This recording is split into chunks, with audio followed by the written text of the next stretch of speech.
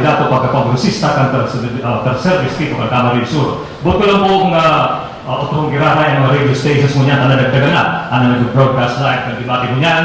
Yan po ang radyo natin, ang BPS DWLB, DWKM-FM, DWOS-FM, hindi po nagdagdag, DWRB-FM, other stops, 106.9 Energy FM, 3 Energy FM, as in Lab Radio. May live online streaming man po kita sa www.rcmdwrb.com. Yan po ang mga broadcast stations na nagkakaroon live kan sa itong debate mo niyan na pagkahapon. Okay, pala sa po nato ang ipagawang segment kan sa tuyang debate. Asin mo niyan sa second segment, sinabi ko sa ako, ini ang mga kahaputan na hali sa publiko na people kan sa tuyang mga organizers. Ang inon po ginaway, sini kapinagkaulunan si Congressman Villator and Washington.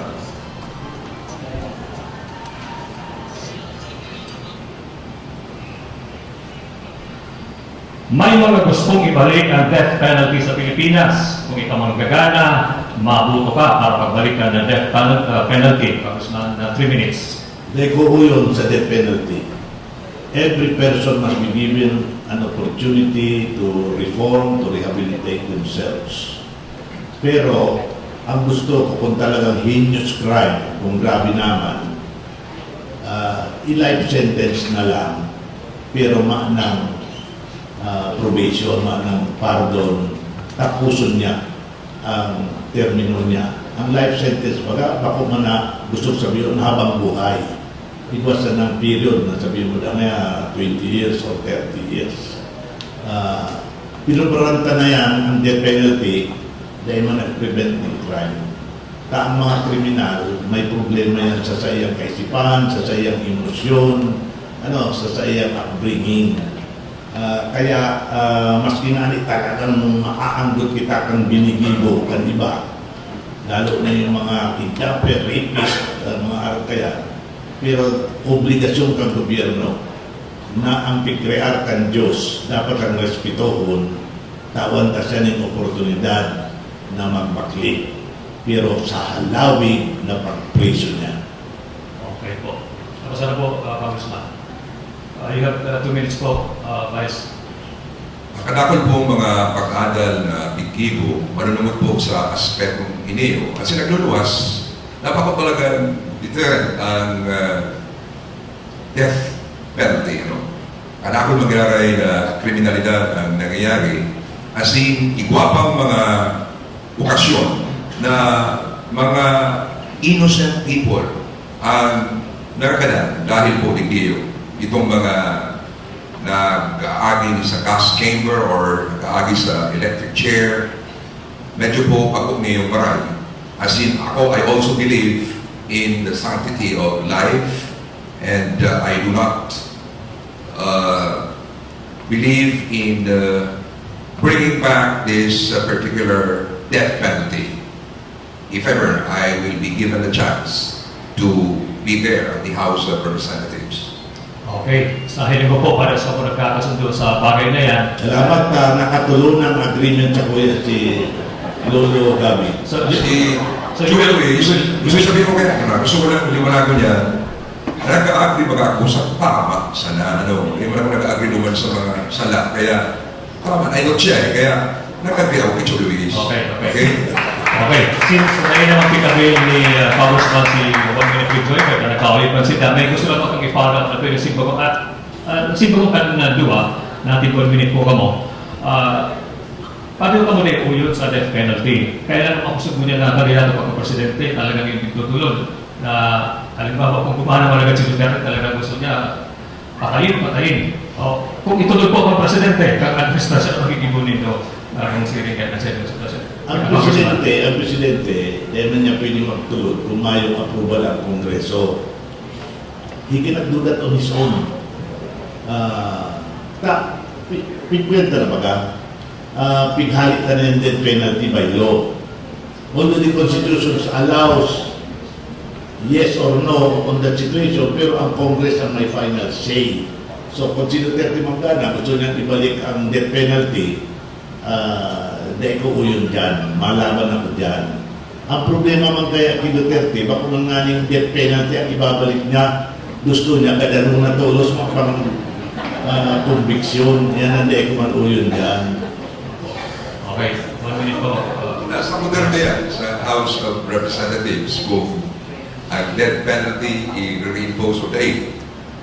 Alaganin talaga ang mga pronouncements man ni Duterte, pero bigla-araw niya, style ni Donald Trump at Estados Unidos, pero mga inaabot ng mga sound bites. Pero nakakatakot yan eh, nakakatakot. Ang sabi nga ni, kaya naman sa sarong munisipyo sa 3rd District, baka sa pag-presidente ni Duterte, mag-boom naman ay ang industriya sa sementeryo.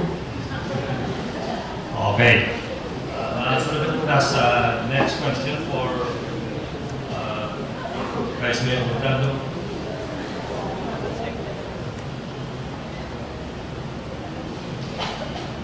Sinasabing ang sa imong pagdalagan bilang kongresista sa pagpahiling kan sa imong loyalty sa Liberal Party, ninulit na si Congressman Lenny Robredo, nagdalagan para Vice Presidente. Kung ikaw manggana, paano mo may papahiling na ika may sariling desisyon kaway ni iba sa paninindugan ng Liberal Party. Vice, 3 minutes. Actually, may sarili mo na kung perming paninindugan. Even during the times ni Mayor Jesse Robredo, on many occasions, nagkukontrahan kami ng posisyon. Ngunyan, Congresswoman Lenny Robredo, on any occasions, dahil kami nagkakaintindihan sa mga issues. Alagad, pag-abot kan panahon, nagkakaigwa kami ng malinaw na pag-uulay, tanganing ma-resolve ang samuyang conflicts. Halimbawa sa mga issues na nagugrutuhan mo niyan, kung minsan din mo kami na kayo nagkakauyon. And sinasabi ko na ako may saniriman na paninindugan. Alagad, mimirar ko po si mga tamang iniribo ni Congresswoman Lenny Robredo na dapat ipanagos. Nagpuon siya ng positibong pagbabago sa 3rd District ng Camarines Sur as in responsibility ko na ipanagos ninyo. Tinawan niya ng boses ang mga tao. I-consider niya ang mga desisyon ng mga tao, nakipag-consulta sa mga tao, maray-rahay po niyo gigibuhon, as in ginigibo. As in, hindi po ipapanagos ko. Ang ultimate main target, ang ultimate main aim is to bring power back into the hands of the people who elected us in the first place, who gave us power in the first place. Mayroon ka manangdanan ninyo mga nangyayari sa kuya na ang poderoso manggiraray si mga leaders, ang poderoso manggiraray si mga politiko, yaw ng patronage politics, walang talingos ang tao mo niyan. And hindi ko po yan ni Congresswoman Lenny Robredo, iyan po, sigurado ko ba nagigibuhon? Pag ako tinakwampo, tingmanda ko, kantao, sigurado ko di kaya yan. Okay. Tapos na po. Okay po. Okay, 2 minutes. Ako na iuyon naman sa paliwanag niya na ikudaan siyang sariling panindugan. Malangan ang poster niya, sa likod niya, espiritu ni Jesse Robredo. Tapos pagtatawad siyang chinilas ni Lenny Robredo na siya na tatak Robredo. Ako tatak Villapuerte, original. Dahil kung nakatatak sa ibang tao, yung sasabihin yung ibabalik mo ang poder sa tao, mamang gustong sabihin yan, tataramon sa naman, i-explican mo daw yan kung paano mo ibabalik. Representative democracy ba kita? Ang ikadua, ipapadagos mo ang mga bills ni Lenny Robredo na na-aprobaran. Ang na-aprobaran ni Lenny Robredo, doon sa naman, itong naturalization of a Chinese citizen sa itong monitoring of fiscal incentives na pagtao sa yakan Department of Finance. Pero itong mga bills ni Lenny na bigre-regulate ang pag-inom kan soft drinks kan mga school children, ano yan, papadagos mo yan? Ano pang ipapadagos mong lay? Masabi ka na naman, generalities of transparency and accountability. Yaon na yan sa Constitution. Yaon na yan duman sa Freedom of Information Bill na dahil mo pina-aproban kan Liberal Party Controlled Congress. Kaya pag naribayan mo yan, kami ang ma-aprobar ang Freedom of Information Bill. Hindi ko maintindihan si Jude Luis. Hararo ba mga pagkaaral niya sa literatura? Nag-uulay man kami kaninyong alawig manunungod sa literature. Symbolisms yan. Yan mga pag-transfer kang chinelas, yan mga symbolic set-up yan. As in, itong pagkulog-ulog mo kay Congresswoman Lenny Robredo, iuman sa nas pagkulog-ulog mo kay Jesse Robredo, di mo na magparakulog-ulogon. Kadakol na ipinasar na bills si Congresswoman Lenny Robredo. Iliwan mo ang listahan sa House of Representatives. Iliwan mo kung sa laog ng halipot na panahon, nakakapaluwas si Congresswoman Lenny Robredo ng mga significant laws. Halipotol lang sa panahon niya. Ikalawig-lawig na ang panahon mo. Joe Luis, 9 years as congressman, pagkatapos uulog-ulogon mo si Congresswoman Lenny Robredo na nagtukaw lang mo niyan pamanlang, magupo niya na marahil. Alam mo, I object to the 1 minute po, 1 minute po. Ulog-ulog. Kaya kung pinulog-ulog, ang pinuulayan ta kung siya may sadiring panindugan. Pigsasite ko lang si Jesse Robredo sa kasi Lenny Robredo, tas siya yung sadiring panindugan, nakasandal sa na siya dyan, nakapaiple. Yan ang issue. Yan ang sabi mo, Dahil ko Joe Luis. nag-ulog-ulog, lolo. Dahil ko nag-ulog-ulog. Dahil ko naintindihan, tabi, ang kataramon na ulog-ulog, ang pag-uurulayan tara direktamente, ano ang sa imong panindugan. Bakit itong ipapadados mo lang ang pinsasabi mong trabaho kan iba? Ha? Na ikaw machinilas ka naman ta. O sabi mo yan, symbolism sana. Okay, symbolism. Baka mapalantuto anak sa imong poster. Symbolism. Okay. Okay. You have the last say, Vice, 1 minute. Okay nga because set up ko lang sa kuyang nakaraan dumaan. Masyado na kaya si Joe Luis na itong pagtarap niya kay Baga, dahil mo naiintindihan po ang pang-ulog-ulog. Ang gusto niya pang-ulog-ulog. Ngunyan, diretso ko na, ang panitindugan ko, handa man ako na itulod ang sarili ko man na programa, itulod ang sarili kong plataforma ng gobyerno, akwera pakatultol ng tigago na ni Congresswoman Lenny Robredo. Yan po ang gusto kong sabihin. Kung yan pagkasaring mo sa kuya, na nakasandal ako sa mga Robredo, nakasandal ako kay Jesse sa memorya niya, bakit po yan totoo? Walang kulang ng importansya ang ligasiyang igualat ni Jesse Robredo na pikratak mo. Pikratak mo, Joe Luis. Okay. Tapos na po. May ma-rejoinder na lang po. Pwede kang mag-rejoinder, mag-1 last minute kita, pero siya mag-rarang ang may last say. 1 minute po sa inyo. Tapos, Ipabalik na naman naman sa ulog-ulog. Ay, kung pinulog-ulog. Ang pinsasabi ko, kung yan nag-aako na siya na ipamampalan siyang saliri na plataforma na dahil naman pinapaliwanag na nag-aasa siya duman sa espiritu na yaon duman sa litrato sa likod niya saka itong naghahatod sa iyong chinilas hindi naman gagamiton. Ipaliwanag mo tabit-gabit, ano ang sadiri mong plataforma? Yan ang pinag-uulayan ta. Dahil ka, gusto mo magliderato sa distrito, yan ang darahon mo sa Kongreso. Itong sadiri mong kaisipan, itong sadiri mong prinsipyo, itong sadiri mong gustong lipuhon sa ikakaray kang tao. Kaya sabi ko, dahil ka magparapahiplit sa ibang tao, manindugan ka, tangani magbilip ako sa imo. Hindi ko man kaya po ang... last. Hindi ko man kaya po ang pilit sa kuya. Parang kung hindi ko man mabilib. Haloy na bagay kang magkabilistuhan. Ang punto ko kanino, sasabi ko yan, bigishare ko yan sa mga tao kung ano sa kuya, plataforma ni gobyerno, enot na enot, dapat ipadagos tani yung sistema na ang mga tao magkakaigwa ng access sa mga government services. Yaw dyan, maitong ang sa tuyang mga legislative acts. Siring man dapat ang good governance. Yaw.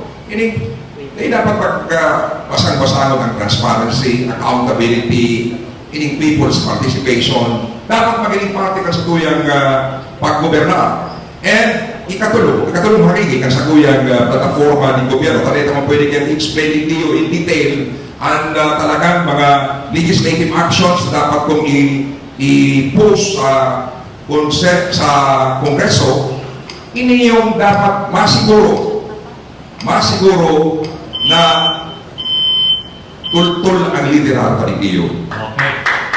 Okay. Tapos na rin ang kaputan sa kaibigan sa kaputan na yan. Masunod na question po kita for Congressman Villafarte. Ako pa po siya congressman, former congressman. Former Congressman Villafarte. Ikay sa mga last position ng kaputan. Bigyan sa ako ng tuyong igabi. Bako akong congressman former, siya ang former vice mayor. Yan, pareho kami former. Ako gusto, kamu kayo na sa mga last position ng kaputan ninyo. Pinapakonsiluan ka sana. Okay. Ipisip ko kaya puno mo ka mong Villafarte sa kapornado na. Si last position ng kaputan ninyo. Chulo eh, chulo kami. Okay. Okay na, John Luis, Lolo Babi. Kaputan para kay Congressman Villafarte. Former Congressman Villafarte. Congressman.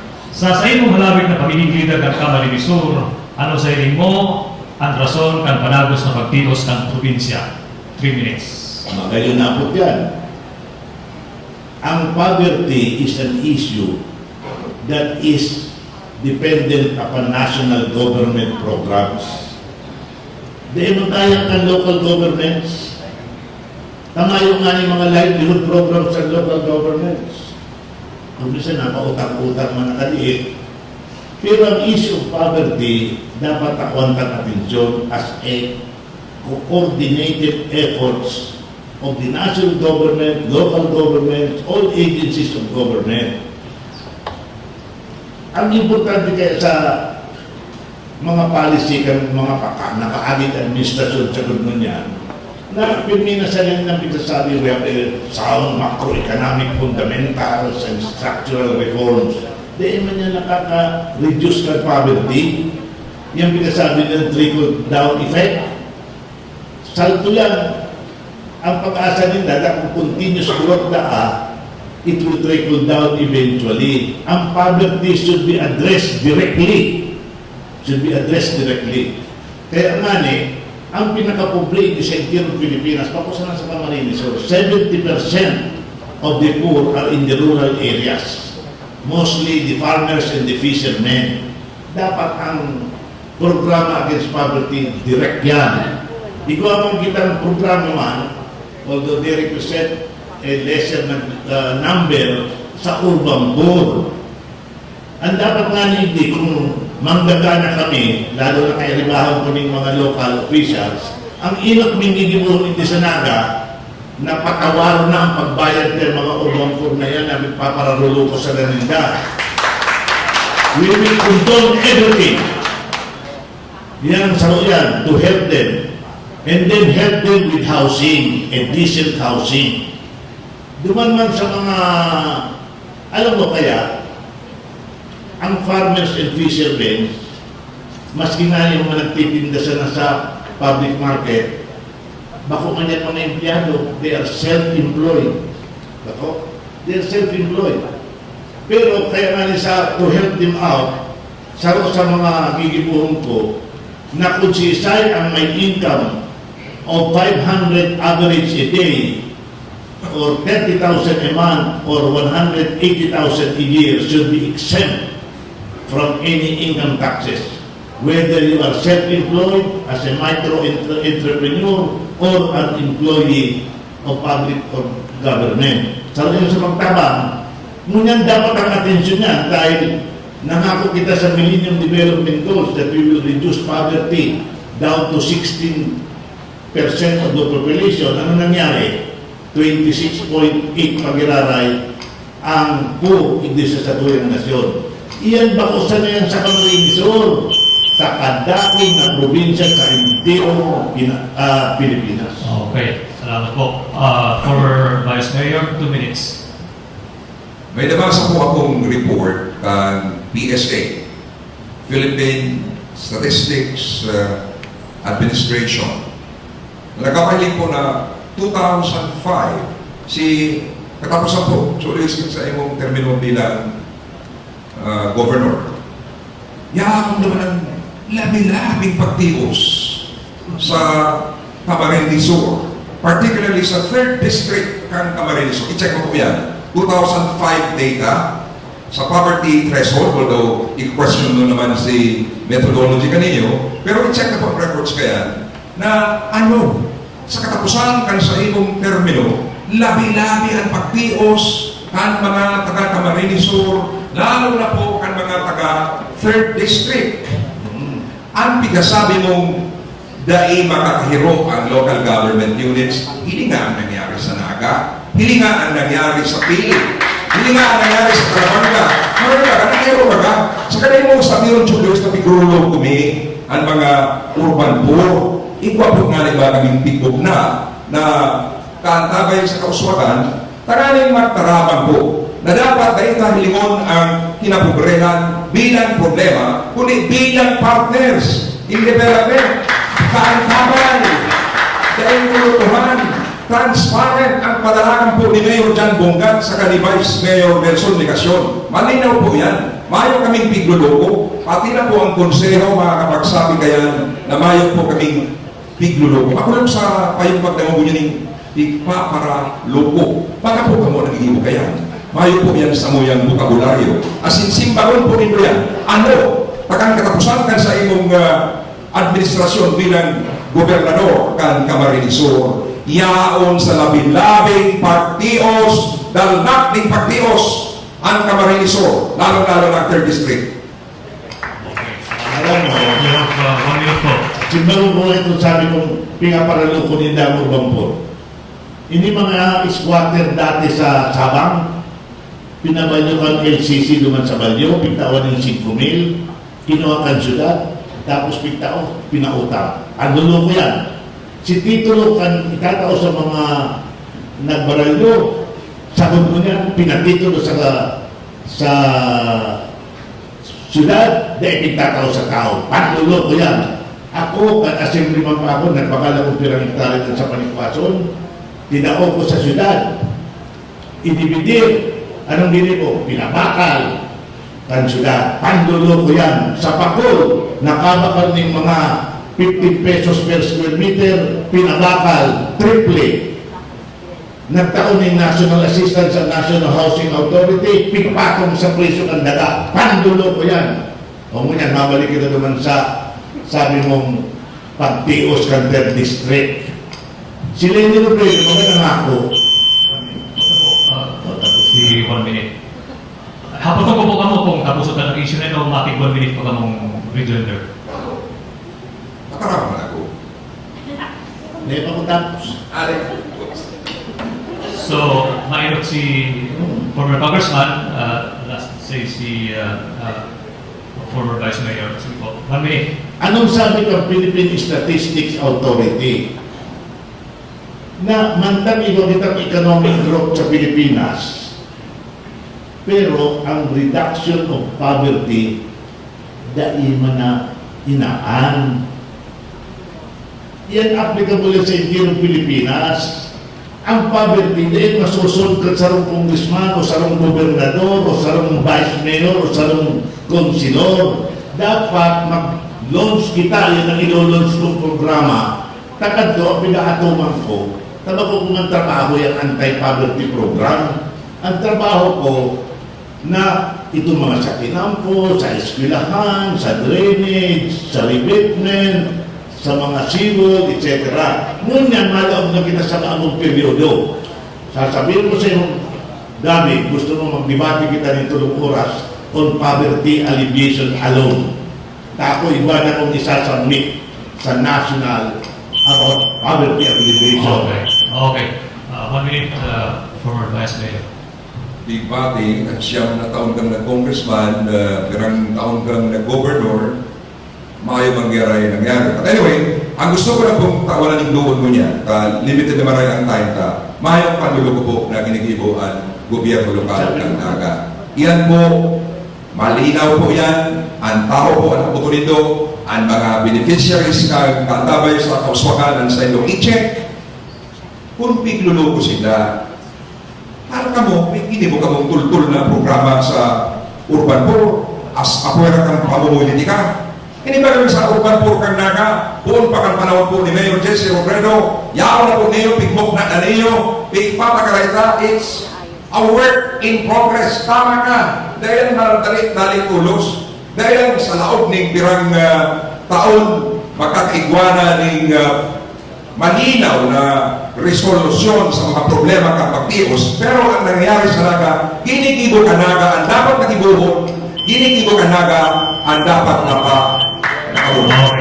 Okay, tapos yung mo kaya sa issue yan, masunod kita last person for this segment for Vice Mayor for that.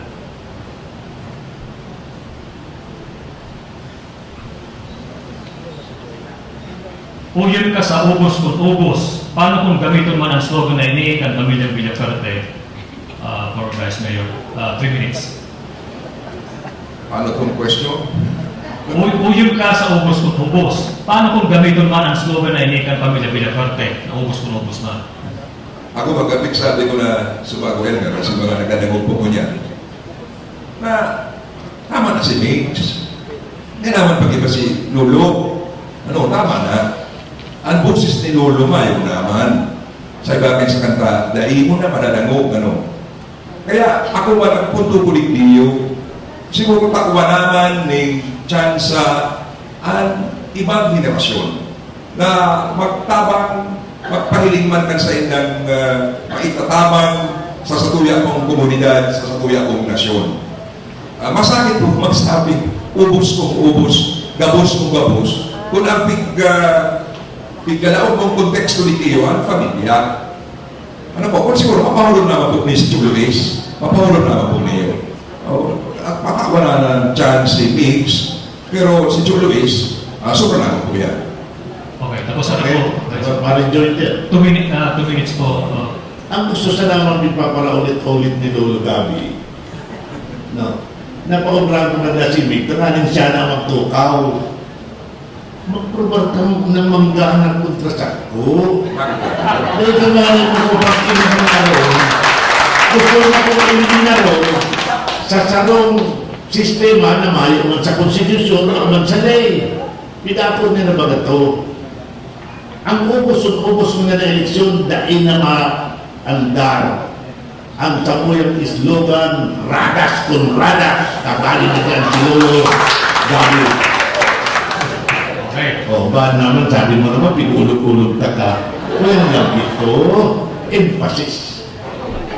Tapos ka na po. Tapos na. 1 minute. Nakakagising niyo si Julio Isay.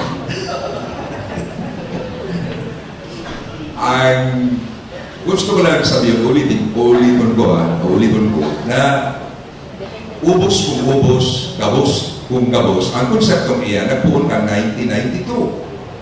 Na yaon dyan ang people's participation. Pag biglan ini sa tao, iyan, nag-agi na ng selection process, nag-agi na po iyan ng pag-sirni. Kaya, nahihilig man po ang mga taga-naga na itong pipresentar sa ilang mga kandidato talagang qualified. Mayo po yan ng salto. Kaya po ba yan ka 1992, abot po niya na 2016, sigurado po yan, ubos kung ubos, gabos kung gabos. Okay. Kasi sinasabi ko kay Luis, dadawang taka. Sigurado yan. Okay. Diyan na po magpugang nagkakaroon po yan pang-2 porsyon asin sa sakay pong pagbalik itong sinda ng mahaputan, kapwa ang mahaputan. Sa pagkatapos ko, nakakabalik